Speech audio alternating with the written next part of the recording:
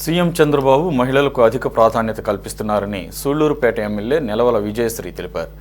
నెల్లూరు జిల్లా నాయుడుపేటలోని అంబేద్కర్ భవనంలో మహిళా దినోత్సవ వేడుకలు నిర్వహించారు. మహిళలు అన్ని రంగాల్లో రాణించాలన్నారు.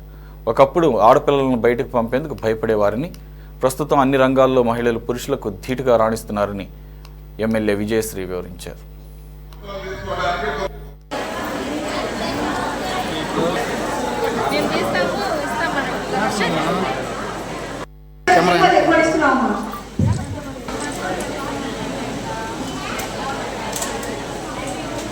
ఒకప్పుడు మనం చూసాము, మన ఆడపిల్లల్ని బయటకు పంపించాలంటేనే భయపడుతున్న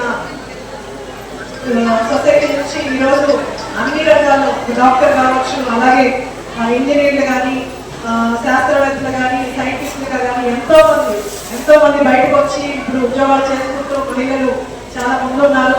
అలాగే ఇప్పుడు చైర్మన్ గారు చెప్పినట్టు పాలిటిక్స్ అన్నింటిలో కూడా మహిళలు ముందుకు వస్తున్నారు. ఇంకా మహిళలందరూ కూడా బయటకు రావాలని కోరుకుంటున్నాను.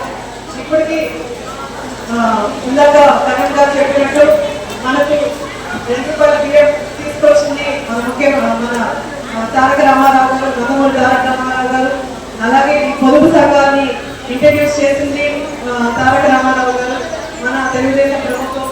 అలాగే ఇప్పుడు కూడా మెట్రోలో ఇంతమంది ముందుకొచ్చి ఇంతమంది వర్క్ చేస్తున్నారంటే దానికి కారణం మన ముఖ్యమంత్రి శ్రీ నారా చంద్రబాబు నాయుడు గారు.